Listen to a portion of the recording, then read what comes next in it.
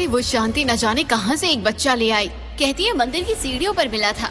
हाँ, मैंने भी कल देखा था, पर सच कहूँ तो मुझे तो किसी ऊपरी साए या फिर काला जादू वाला काम लगता है। पर तू ऐसा क्यों कह रही है विमला? अरे कल रात जब वो बच्चे को लेकर आ रही थी तो मुझे एक रोशनी चमकती हुई नजर आई।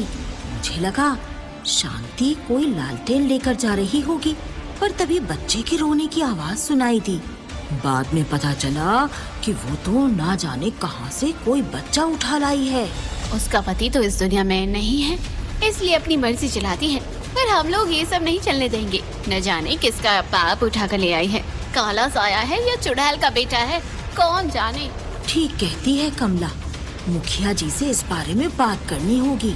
इसके बाद कमला और विमला ने गांव की कई औरतों के साथ मिलकर गांव के मुखिया से मुलाकात की और उन्हें इस बारे में बताया। सबकी बात सुनने के बाद मुखिया जी बोले, बिना किसी वजह के मैं शांति को या उसके मासूम बच्चे को गांव से बाहर नहीं निकाल सकता। अगर किसी भी तरह की कोई अनहोनी होती है तो मैं जरूर कोई कार्यवाही करूंगा। लेकिन मुखिया जी, आप शांति से इतना तो पूछ ही सकते हैं कि जब वो बच्चा लेकर आई तो वो रोशनी कैसे निकल रही थी। बस करो विमला, मुझे मेरा काम मत सिखाओ। तुम्हारी अकल पर तो पत्थर पड़े हैं। न जाने कौन सी रोशनी दिखाई दे गई इसे। अरे कोई सड़क पर पड़ा बच्चा है वो, तू तो उसे देव अवतार ही बना देगी। बस जाओ सब यहाँ से। मुखिया ने सभी को वहाँ से भगा दिया, लेकिन सच्चाई कोई नहीं जानता था। दरअसल एक दिन पहले जब शांति गंगा घाट पर नहाकर वापस लौट रही थी तो शिव मंदिर की सीढ़ियों पर उसे एक बच्चा रोता हुआ मिला। अरे ये मंदिर की सीढ़ियों पर इस मासूम बच्चे को किसने छोड़ दिया? शांति ने जैसे ही बच्चे को गोद में उठाया, उनकी आंखें फटी रह गईं। अरे ये बच्चे के शरीर के अंदर से कैसी रोशनी निकल रही है? बच्चा जिस कपड़े में लिपटा था उसके अंदर एक कागज का पन्ना रखा था जिसके अंदर से सुनहरी रोशनी निकल रही थी। शांति देवी ने जैसे ही पन्ने को निकाला, कुछ ऐसा हुआ कि उनको अपनी आंखों और कान पर विश्वास नहीं हुआ। कैसी हो शांति? इस बच्चे का ध्यान रखने के लिए खास तुम्हें चुना गया है। ये आवाज उसी पन्ने के अंदर से आ रही थी। पन्ने को इस तरह से बातें करता देख शांति देवी चौंक गई और थोड़ा डरने लगी। डरो मत शांति, मैं तुम्हें कुछ भी नहीं करूंगा। इस बच्चे की देख रेख और परवरिश की जिम्मेदारी अब तुम्हारी है। लेकिन तुम कौन हो और ये बच्चा किसका है जिसको मुझे सौंपा जा रहा है? मैं परम वेद का एक पृष्ठ यानी पन्ना हूँ। मैं हमेशा इस बच्चे की रक्षा करूंगा। लेकिन ये बच्चा है कौन?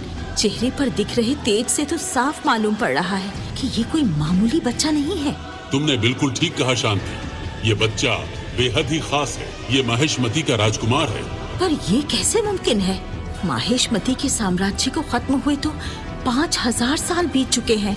फिर ये बच्चा माहेशमती का उत्तराधिकारी कैसे हो सकता है? बात कोई 5000 साल पहले की है शांति। राजकुमार महेंद्र सबका प्यारा और दुलारा था। महाराज मगाधीश के साथ ही पूरी माहेशमती की जनता उस पर जान छिड़कती थी। उसकी वीरता की कहानियां माहेशमती ही नहीं बल्कि पूरे भारतवर्ष में गूंजती थी। उसने अकेले ही राक्षसी सेनाओं से युद्ध किया। उसकी उपस्थिति मात्र से असंभव से युद्धों का पासा पलट जाया करता था। माहेशमती की जनता तो उसे अपना अगला राजा ही मान चुकी थी, पर किस्मत को कुछ और ही मंजूर था। राजा मगाधीश और पूरा माहेशमती अचानक से एक दिन महेंद्र को अपना दुश्मन मानने लगे। उसे घुसपैठिया और चोर बताकर जेल में डाल दिया और उसी के पिता महाराज मगाधीश ने राजकुमार को मौत की सजा सुनाई। पर महेंद्र की तकदीर में कुछ इससे भी भयानक होना बाकी था। उसे एक ऐसा घातक श्राप लग गया कि राजकुमार महेंद्र को हजारों साल बाद फिर जन्म लेना पड़ा। और यही वो बच्चा है शांति। इसका ख्याल रखो। सही समय आने पर मैं खुद महेंद्र को उसके जीवन का मकसद और लक्ष्य बताऊंगा। पन्ने की बातें सुन शांति देवी की आंखों में आंसू छलक आए और वो बच्चे को लेकर अपने घर पहुंची, जहां उनका बेटा सत्तू उनका पहले से ही इंतजार कर रहा था। ये कौन है माँ? ये अब हमारे साथ ही रहेगा क्या? हाँ सत्तू बेटा, ये तेरा छोटा भाई है और अब ये तेरे साथ ही रहेगा। इसका नाम महेंद्र है, लेकिन हम प्यार से इसे मुन्नू बुलाएंगे। धीरे धीरे मुन्नू और सत्तू बड़े होने लगे, साथ ही उनकी शरारतें भी बढ़ने लगी। दोनों को क्रिकेट खेलने का बहुत शौक था। एक दिन मुन्नू और सत्तू मोहल्ले के बच्चों के साथ क्रिकेट खेल रहे थे। मुन्नू बैटिंग कर रहा था और जीतने के लिए अंतिम गेंद पर 6 रन बनाने थे। मुन्नू हार मारने वालों में से नहीं था। पर आज उसे हार के साथ इज्जत भी जाती हुई नजर आ रही थी। उसने मन ही मन प्रार्थना की। काश ये छक्का लग जाए। जैसे ही मुन्नू ने ये सोचा, उसके बल्ले में मानो बिजलियां सी दौड़ने लगी और जैसे ही उस बल्ले ने आती हुई गेंद को छुआ, वो बॉल सनसनाता हुआ किसी रॉकेट की तरह मानो आसमान में गायब हो गया। उसके हाथ में रखे हुए बैट की धज्जियां उड़ गईं। उसके हाथ में बस हैंडल रह गया था। वहाँ खड़े सभी लोगों ने ऐसा फिल्मों में देखा था, लेकिन हकीकत में ऐसा होते देख सबका सिर चकरा गया। लोग तरह तरह की बातें करने लगे। इतनी ताकत कहाँ से आई इस बच्चे में? इसके अंदर किसी इंसान का अंश हो ही नहीं सकता। जरूर इसके अंदर किसी प्रेत या भूत का वास है। अरे मुझे तो पहले से ही शक था। इसकी माँ ना जाने कहाँ से उठाकर लेकर आई है इसे। कोई तो कह रहा था कि किसी तांत्रिक या अघोरी ने उसे ये बच्चा दिया है, पर मुझे भी लगता है कि इसके अंदर किसी काली शक्ति का अंश है। मुझे तो लगता है कोई काला जादू का खेल है। इसके तो बाप तक का नहीं पता है। क्या पता ये लड़का किस नाली का कीड़ा है, किसकी नाजायज औलाद है, पता नहीं किसकी औलाद है। मुन्नू लोगों की बातें सुन बहुत दुखी हुआ। लोगों की बातें किसी तीर सी उसके दिल में चुभ रही थी। उसने मन ही मन खुद से कहा, काश कि पिताजी आज हमारे बीच होते। पिताजी के सामने तो किसी की मुझे कुछ भी कहने की हिम्मत नहीं होती, लेकिन माँ ना जाने क्यों कभी भी पिताजी के बारे में मुझे कुछ बताती भी नहीं है। धीरे धीरे पूरा गांव मुन्नू और उसके परिवार पर काला जादू करने के इल्जाम लगाने लगा, जिससे उनका घर से बाहर निकलना भी मुश्किल हो गया। आखिरकार शांति ने अपने बेटों को लेकर वो गांव छोड़ दिया और वो पहुंच गए यूपी के गोरखपुर। मुन्नू ने उस दिन जो हुआ उसके बारे में कई बार माँ से पूछा, कई बार पिताजी के बारे में जानने की कोशिश की, लेकिन शांति ने हर बार बहाना बनाकर टाल दिया, क्योंकि पन्ने ने उसे कहा था कि समय आने पर वो खुद मुन्नू को सब कुछ बताएगा। गोरखपुर में रहते हुए मुन्नू और सत्तू बड़े हुए। जवानी की दहलीज पर कदम रखने के बाद मुन्नू का दिल कॉलेज में पढ़ने वाली रिया के लिए धड़कने लगा। मुन्नू ठहरा गरीब और रिया अमीर घर से थी, फिर भी अपनी औकात भूलकर 10 रुपए का गुलाब लेकर मुन्नू रिया को प्रपोज करने पहुंच गया। सड़क छाप मुन्नू, तेरी हिम्मत भी कैसे हुई मुझे प्रपोज करने की? कि जितने की मेरी एक सैंडल है ना, उतने में तेरे घर का महीने का राशन आ जाएगा। और मेरा बॉयफ्रेंड कौन है तू तो जानता भी नहीं है। शहर के सबसे बड़े अमीर बिजनेसमैन सिंघानिया जी का बेटा कुणाल सिंघानिया। अगर उसे गलती से भी पता चल गया ना, तो तू और तेरे पूरे खानदान का कहीं पता नहीं चलेगा। चल निकल यहाँ से। तो पारा मुझे अपनी शक्ल मत दिखाना, लल्लू कहीं का। रिया की बातें सुन मुन्नू मुंह गिराए घर की ओर निकल गया। हम गरीब हैं, इसलिए हमें सपने देखने का भी हक नहीं है। दिल लगाना तो दूर की कौड़ी है। एक दिन इतना पैसा कमाऊंगा कि रिया जैसी लड़कियों को नौकरी दूंगा।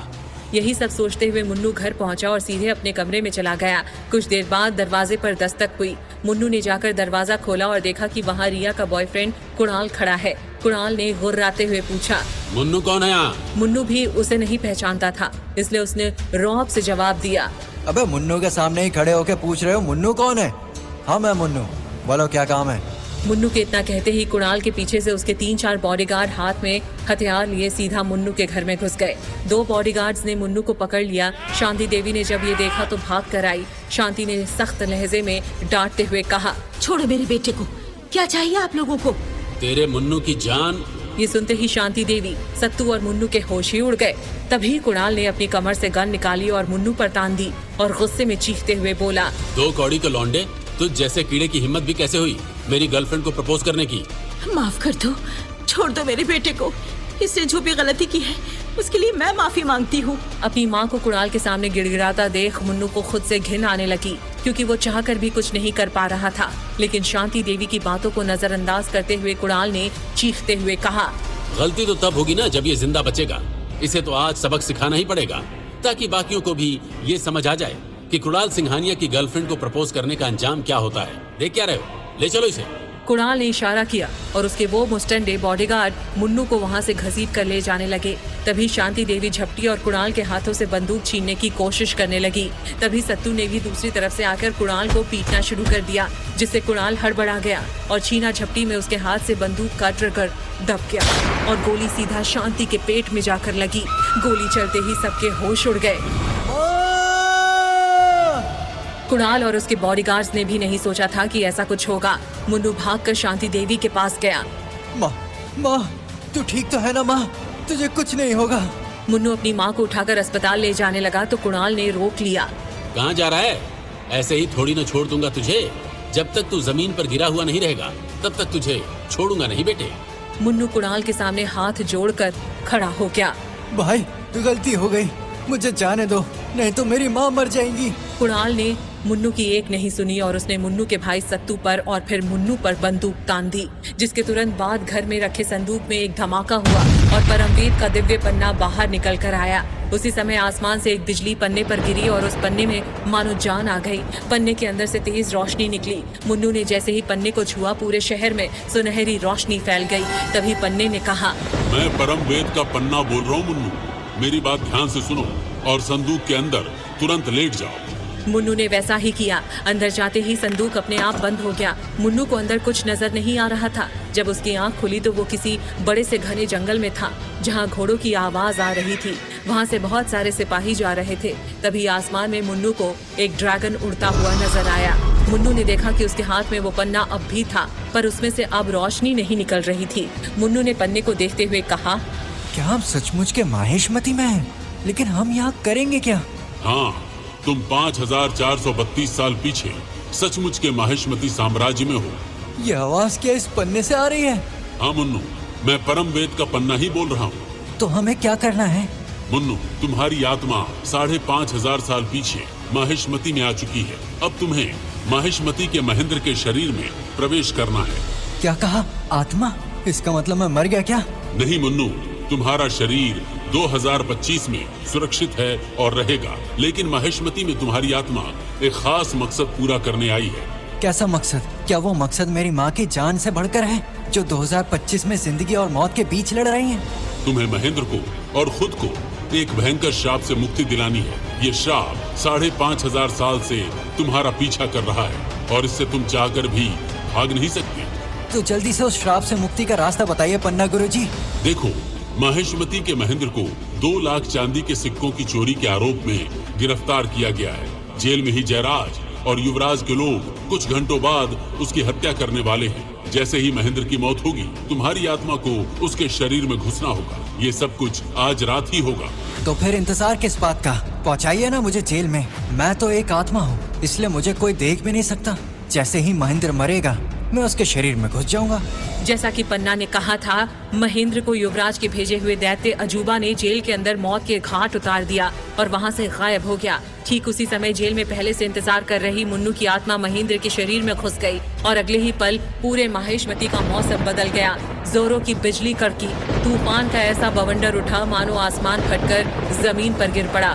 उधर इसी बीच महेंद्र के शरीर में घुसे मुन्नू ने पन्ने को हाथ में लेकर सवाल किया, एक बात बताइए पन्ना जी, कि हम इस चोरी के आरोप से खुद को बेकसूर कैसे साबित करेंगे और 2025 में वापस कैसे जाएंगे?